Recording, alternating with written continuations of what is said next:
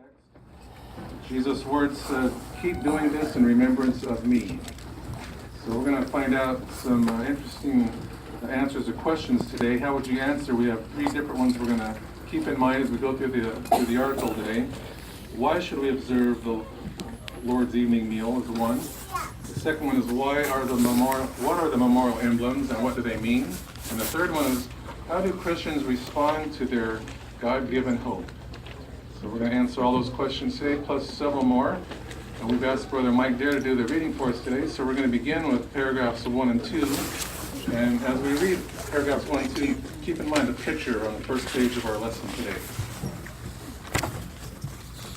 Night is fallen, but a full moon day Jerusalem is soft and light. It is the evening of Nisan 14, 33 CE. Jesus and his apostles have celebrated the Passover, commemorating Israel's deliverance from Egyptian bondage 15 centuries earlier. With 11 loyal apostles, Jesus now institutes a special meal, one that will memorialize the death that he will experience before this day. Excuse me. Footnote, to the Hebrews, the day began at sunset and ended at the next sunset. Now Jesus says a blessing and passes unleavened bread to the apostles, saying, take, eat. He takes a cup of wine, again offering thanks, and says, drink out of it, all of you. Jesus will not pass other food items to them, but he will have much more to tell his faithful followers on this momentous night. Okay, thank you, Brother Dare. So paragraph 1 and 2, the question is, what did Jesus do on the evening of Nisan 1433 CE? Let's get Josiah Crochet, please. On Nisan 1433 CE, Jesus and his apostles have celebrated the Passover, commemorating Israel's deliverance from Egyptian bondage 15 centuries earlier. And also he takes a cup of wine, again offers thanks, and says, drink out of it, all of you. Okay, thank you.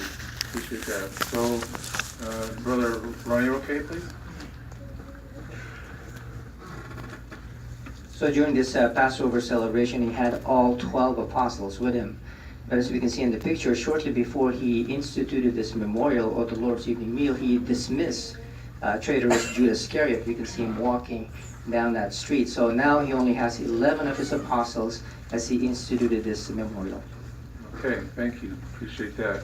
Okay, so what does he tell the 11 loyal apostles to do in that upper room then?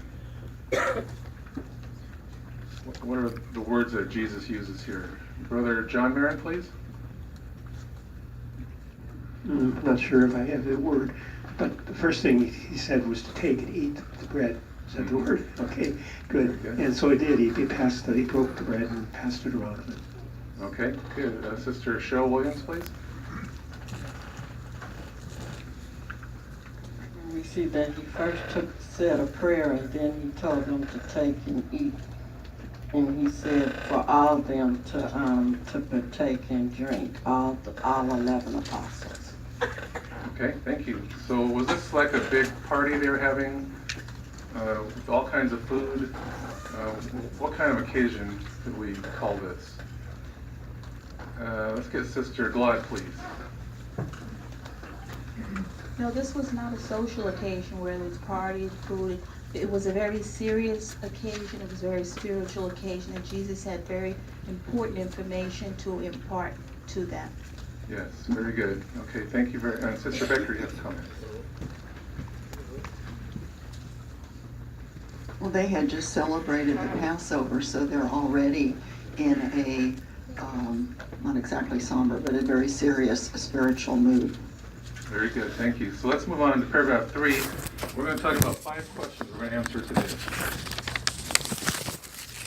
So it was that Jesus instituted the memorial of his death, also called the Lord's evening meal. Regarding it, some might ask, why commemorate Jesus' death? What is the meaning of the bread and the wine? How can we prepare?